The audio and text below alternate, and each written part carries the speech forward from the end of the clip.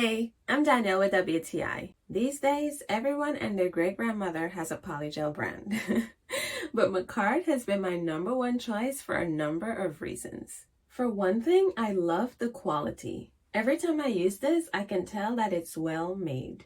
It's not runny, which allows me to do at least 4 nails at one time before having to dry it. Yes, you heard me correctly. Now, you don't have to do this. You can dry each nail at a time, but if you don't want to, you can dry 2 or 3 nails at a time. You have that option.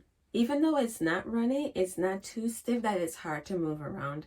I actually found it quite easy to shape. I also love that it's not very sticky. Once I dip my brush, I'm able to shape my nails without having to constantly wet the brush over and over, which helps me to move faster. It's also very easy to file, even with a hand file, which means I can get my shape nice and crisp without too much elbow grease. Now, I'm not someone who wears long nails often, but I was surprised at how lightweight this set was. It literally felt like there was barely anything on there.